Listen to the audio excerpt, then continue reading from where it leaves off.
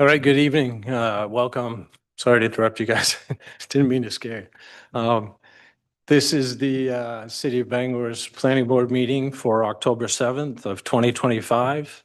It is 7 o'clock. My name is Reese Perkins. I'm Chairman of the Board. Other board members in attendance this evening are Mike Basnet, Ted Brush, Vice Chair Jonathan Boucher, Tricia Hayes, Ken Hume, and Janet Jonas, and alternate member Justin Cartier. Board members are volunteers from the Bangor community, and we thank them for their service. Member Cartier is our alternate member, and so because we have all of the other members here, Member Cartier will be involved in a discussion we have, but will not be voting this evening unless we have any sort of recusal because of a conflict of interest. City staff members in attendance this evening are Director of Development, Ann Krieg. In the back over here is Assistant Solicitor Grace Innes, and Matthew Altiero is the planning analyst and is also helping us out with the video and the sound this evening. So we thank them all for setting us up and getting this meeting underway.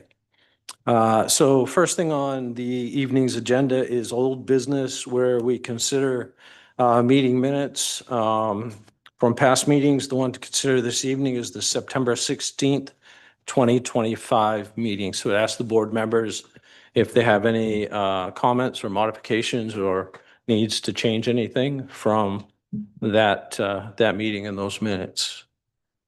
Seeing none, I'd look for a motion to approve. Member Hume? Move to approve. Second from Member Basnet. Thank you. Roll call vote. Member Basnet? Yes. Member Boucher? Yes. Member Brush? Yes. Member Hayes? Yes. Member Hume? Yes. Member Jonas? Yes. And the chair votes yes. So we've approved the September 16th meetings as they were presented to us, meeting minutes as they were presented to us. So the next item of agenda of old business is adoption of findings for our three projects from our last meeting. And those three projects include 666 Finson Road, 438 Finson Road, and 315 Main Street. Any discussion from the board members on those findings? Seeing none, I would look for a motion to approve all three of those all in one. Member Brush? Move to approve the adoption of findings and decisions for 666 Finson Road, 438 Finson Road, and 315 Main Street. Thank you. And a second on that. Member Boucher, thank you. Roll call vote. Member Basnet? Yes. Member Boucher? Yes. Member Brush? Yes. Member Hayes? Yes. Member Hume? Yes. Member Jonas? Yes. And the chair votes yes. So we have approval of the adoption of findings. We're going to need to sign those this evening at the end of the meeting. Is that right? Or no signing? Yeah. Yeah. So we'll have those at the end of the meeting. If the board members remember to get those when we leave, that would be appreciated. So moving on to an introduction to the new business that we have this evening. We only have one item on the agenda. I will mention that we do review amendments to the Land Development Code, which typically include changes to zoning districts or changes to the text within the code. However, we don't have any of those this evening. The second thing that we do is we are the regulatory authority for the land development permits, commonly known as site plan review. This one is a little bit unusual in that it's kind of a re-review of a project that we had approved in 2020 and 2021. So I won't go into too much detail about that until we get there. I will just mention that we have that one project, and that if you need more information on our standards or on the comprehensive plan, which the board uses to review these projects, those things may be found on the city's website. So the way we'll do this is we will consider if the application is ready for reviews. That's the first thing the board will do as we move towards the review of the project. And we will also discuss if there are any conflicts of interest. Then after that, the applicant can come forward, or their representative. In this case, I assume that Mr. Bragg would be, okay. So anyway, yep. that they'll come forward and just provide a brief introduction to the proposal. Then they should stay at the podium while we ask any questions. The public can hear that, and we will also allow staff to make any comments, and I will look for staff to make some comments, just because this is a different one. Once the item has been presented, the applicant can be seated, or their representative can be seated, and we will allow time for finally for public comments. For public comments, should we have any for that, the person should come to the podium or use the raised hand function if you are on Zoom, and introduce themselves, state if they are a Bangor resident or an abutter to the property, and indicate if they are for or against the proposal.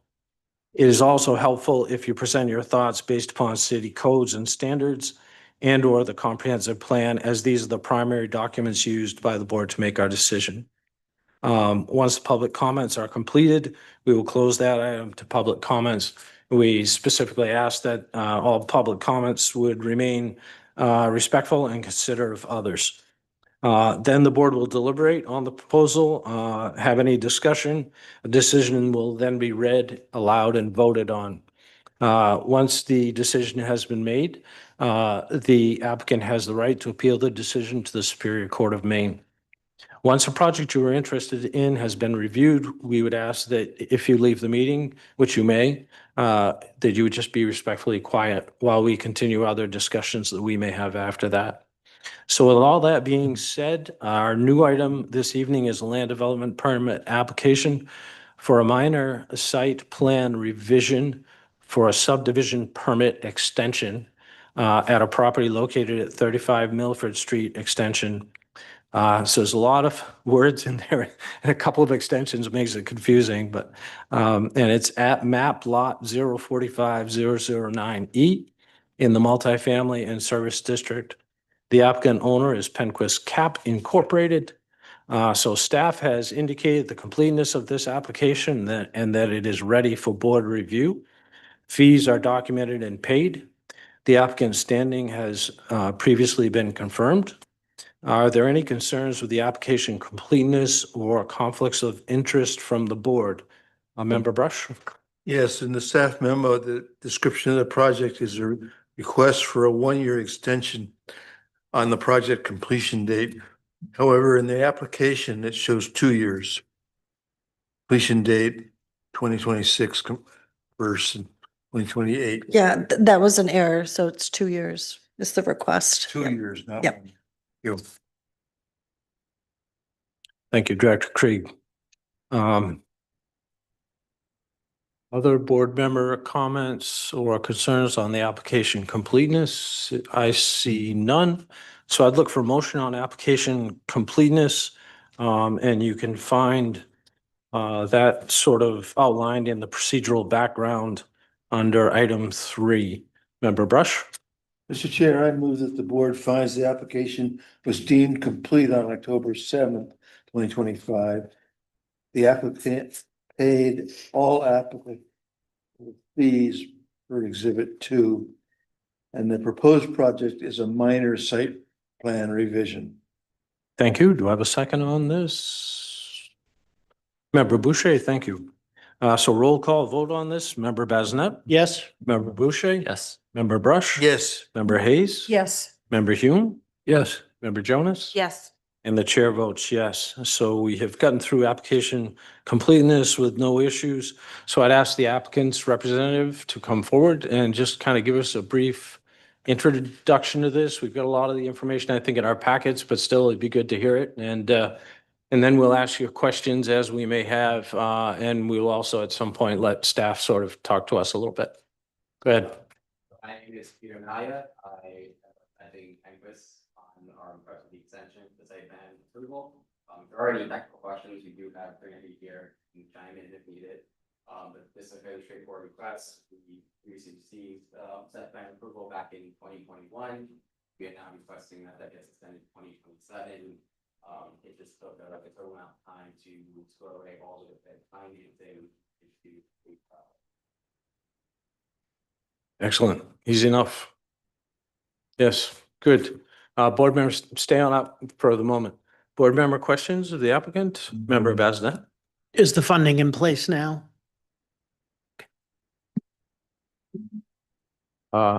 Member Brush? Sorry to harp on this, but you mentioned the completion date of 2027. The application says 2028. So Randy's got him, but I don't think you've got your microphone on. So you want to see it turn green, kind of like this right here. So, yep. All right, yeah, it's 2028. Thank you.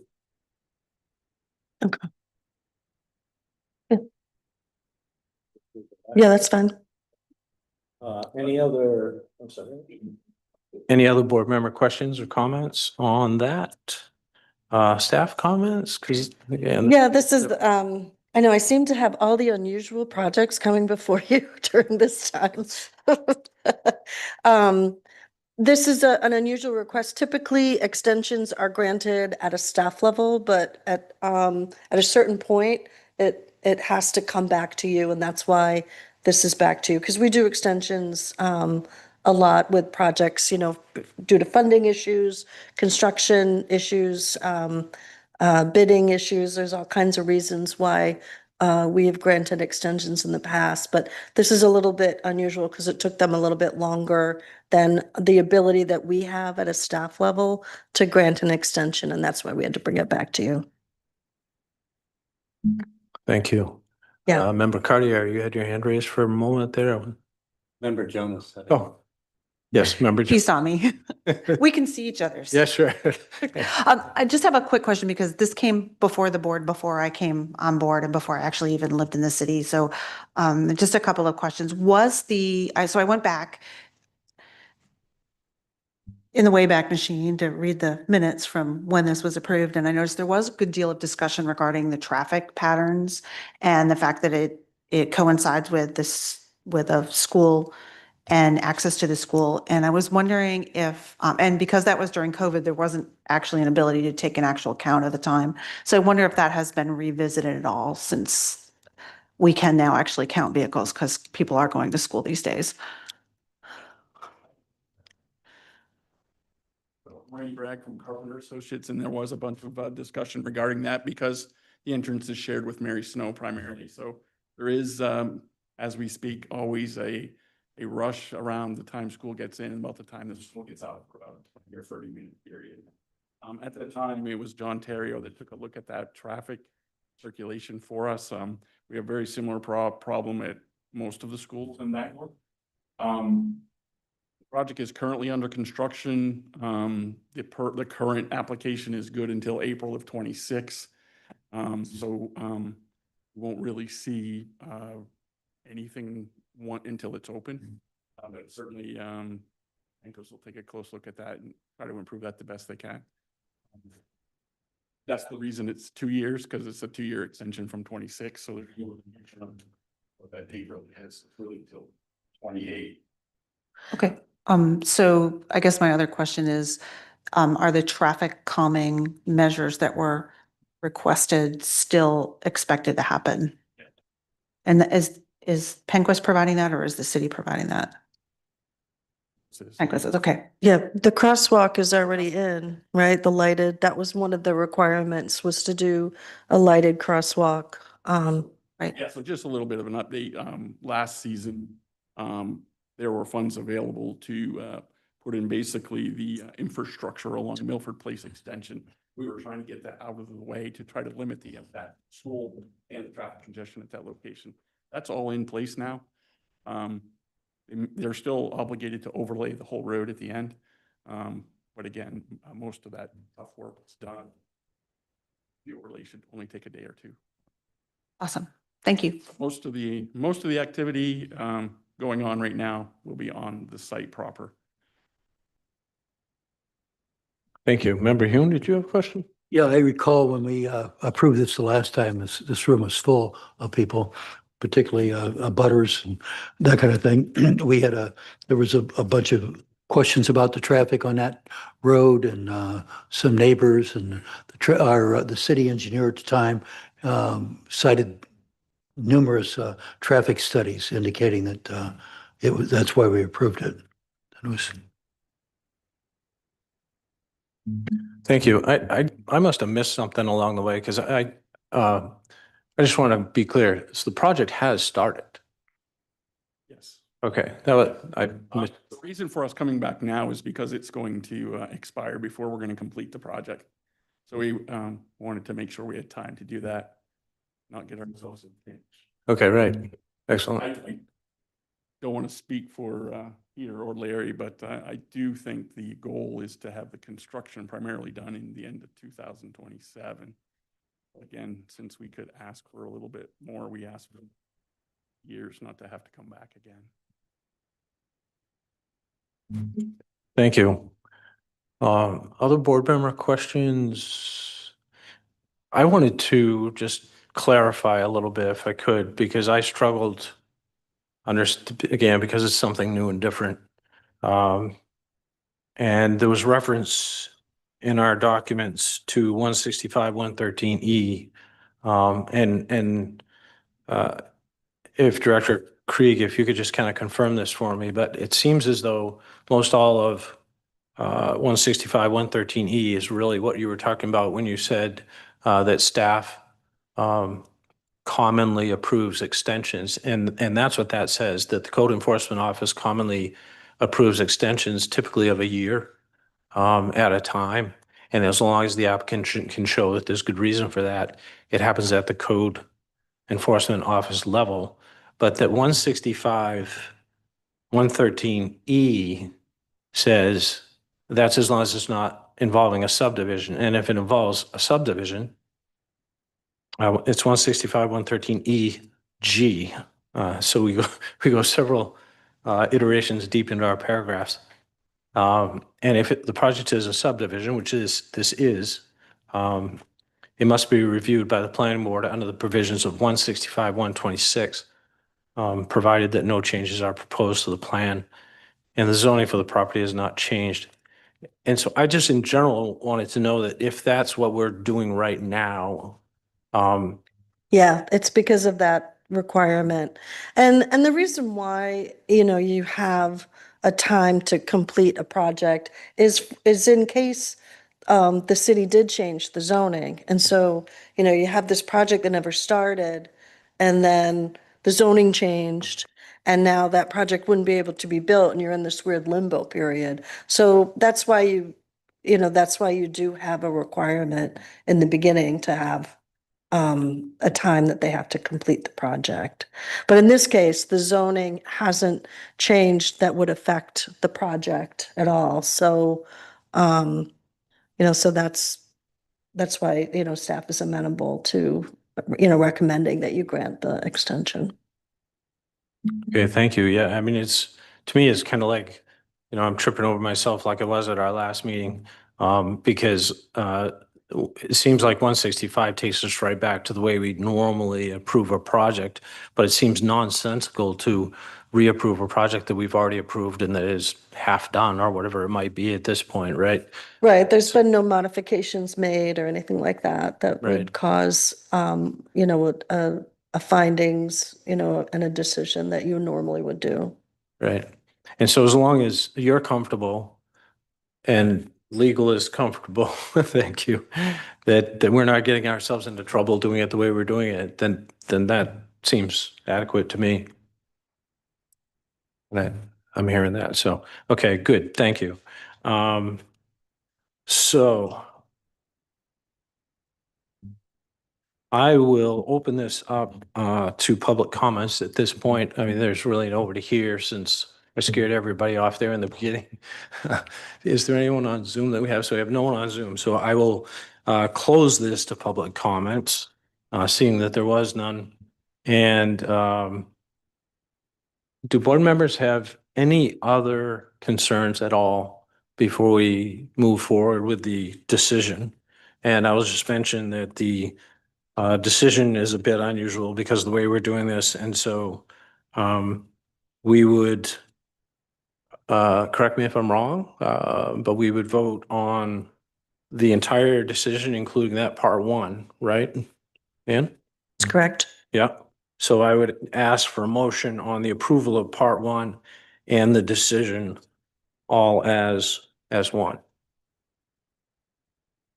Member Brush?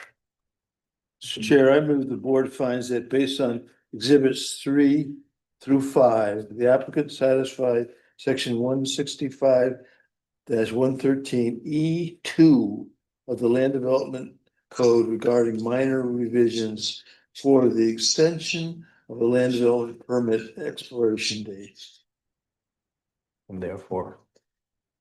And therefore, the board finds that the project meets the requirements for a minor site plan revision, and therefore the board grants the land development permit subdivision extension request on the completion date for the proposed project. Excellent. Thank you. Do we need to restate that completion date or are we okay as we are? I would restate it just to make it clear. And what did we say? It was something 2028, 2028, it's April, April?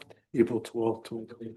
Excellent. Okay, so, and would you modify your motion? Yes, so the completion of the proposed project by April 28th, 2020, April 12th, 2028. Excellent. Thank you. Do I have a second on this? Member Jonas, thank you. Roll call vote. Member Bazinet? Yes. Member Boucher? Yes. Member Brush? Yes. Member Hayes? Yes. Member Hume? Yes. Member Jonas? Yes. The chair votes yes. You have your extension granted. Thank you guys for coming. Okay, so that makes for a fairly easy and speedy first chunk of business for our meeting. The only thing left I had on here was other thoughts on the land development code and land use planning. So I'm going to put Director Krieg on the spot a little bit, but this was something she kind of started. I think this will be one of those sort of fun discussions. But Director Krieg had said to me, or some of us after one of the meetings not that long ago, that she was somewhat concerned with, I believe, the extension to the, or not the extension, but just the concerns with the Broadway corridor. And I think that's probably considering, I mean, in my mind, I think we've got the Grandview project coming up. There's another project on the other side of Broadway, a little further up. There's a possibility of the rec center going in up there at some point.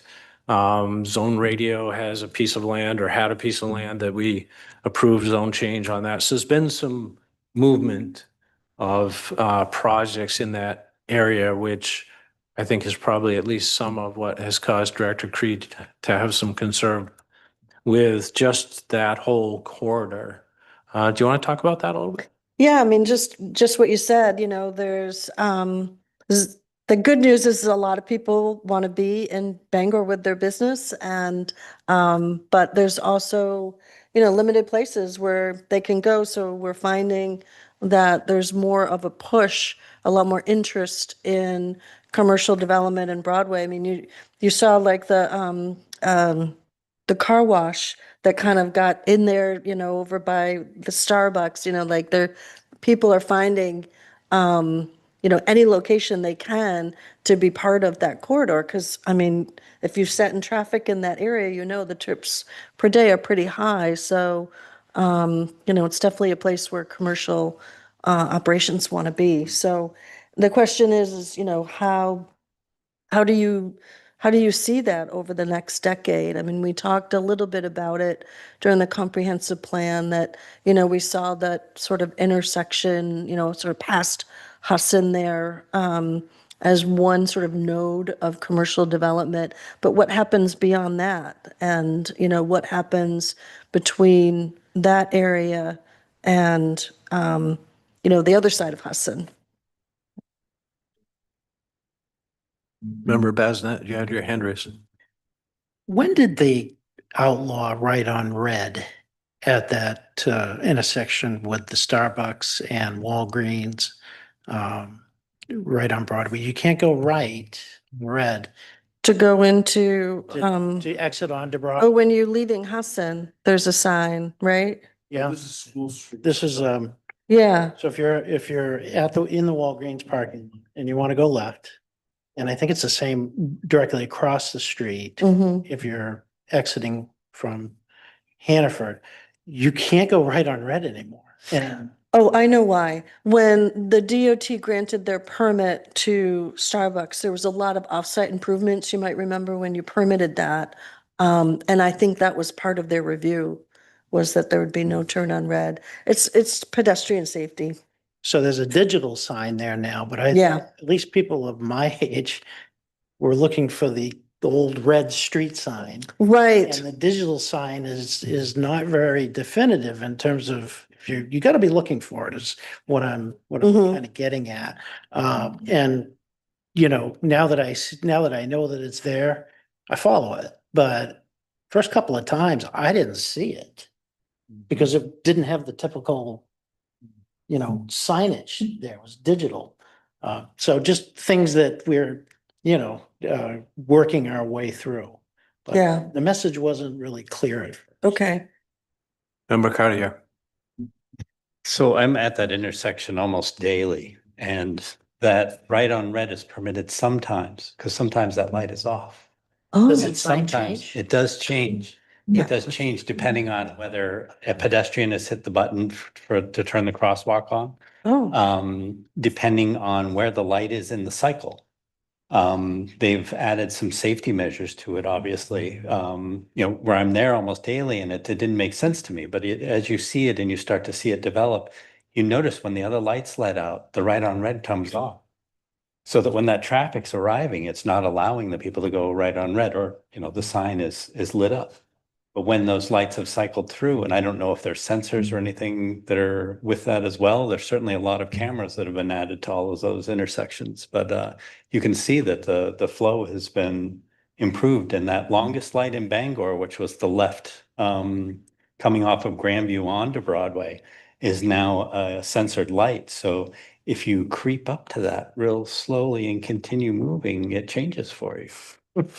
That's very interesting. Yeah. Sir? I didn't even know the sign changed. And that makes perfect sense, though. Yeah, that it would do that. Yeah, Member Jonas. Just so you're ready for it, there's also one of those by the Dunkin' Donuts out on Hogan Road now too. Yeah, and I sat there for quite a while watching the traffic go by, and then the no turn on red went off, because, so you're ready for it when you're out there. Member Hume. Yeah, my only concern about that corridor is what we've received, you know, the last few projects we've done, the apartment complexes, that kind of thing.